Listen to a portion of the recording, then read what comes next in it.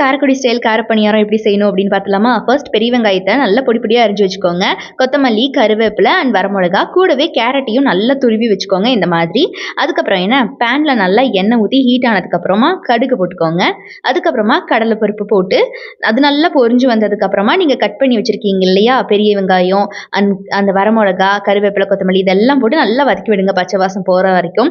எனக்கு பார்த்தீங்கன்னா, பர்சனலா கருகாப்பில சுத்தமா பிடிக்காது. எந்த டிஷ்ல இருந்தாலும் எடுத்து ஓரமா வச்சுருவேன். பட் இந்த கார பணியாரத்துக்குள்ள இருந்துச்சுன்னா, அத கண்டுக்காம சாப்பிடுவேன். பிகாஸ் பார்த்தீங்கன்னா, எங்க அம்மா இத நல்லா மொறு மொறுன்னு வறுத்துடுவாங்க. ஸோ அதனால தான் அந்த பணியாரத்துக்குள்ள அது இருக்கிறது எனக்கு சுத்தமா தெரியாது. அடையாளமே தெரியாத அளவுக்கு பண்ணிடுவாங்க வறுத்து. அது ரொம்ப கிரிஸ்பியா இருக்கும் கருவேப்பில். அதனால எனக்கு சாப்பிடுறதுக்கு வந்து பிடிக்கும். நல்லா இந்த பதத்துக்கு வந்தோனே துருவின கேரட் எடுத்து உள்ள போட்டு நல்லா வதக்கி விட்டுக்கோங்க. பச்சை வாசம் நல்லா போற அளவுக்கு. கேரட் தானே அப்படின்னு நினைச்சிட வேண்டாம். இந்த மாதிரி நல்லா கிறிஸ்பியா வதங்குறது தான் நல்லது பணியாரத்துக்கு. ஸோ அதுக்கப்புறம் பார்த்தீங்கன்னா, ஒரு பதத்துக்கு வந்துரும். அந்த பணியாரத்துல பார்த்தீங்கன்னா, இந்த கேரட் எல்லாம் இருக்கிற அடையாளமே தெரியாம போயிடும். அந்த அளவுக்கு நம்ம வதக்கி வச்சிடணும். அதுக்கப்புறம் என்ன வதக்கி வச்சிருக்கிறத எடுத்து நம்ம வந்து மாவு வச்சிருப்போம் இல்லையா பணியாரம் ஊத்துறதுக்கு. அதுல ஆல்ரெடி உப்பு இருக்கும். ஸோ அதனால நீங்க எந்த விதமான உப்பு இதுல சேர்க்கவே தேவையில்ல. ஸ்பைசி உங்களுக்கு வேணும் இன்னும் அப்படின்னா மிளகா ஜாஸ்தியா போட்டுக்கோங்க வரமிளகா. அண்ட் இந்த மாதிரி நல்ல மாவுல எல்லாத்தையும் ஒண்ணு போல கிண்டி விட்டுக்கோங்க. எந்த இடத்துலயும் கட்டி கட்டியா சேர்ந்து நிக்கிற மாதிரி வச்சுக்க வேண்டாம். நல்லா எல்லாத்தையும் சேர்ந்து பதமா இந்த மாதிரி கிண்டிட்டீங்கன்னா இப்படி ஒரு ஃப்ளேவர் கொடுத்துரும்.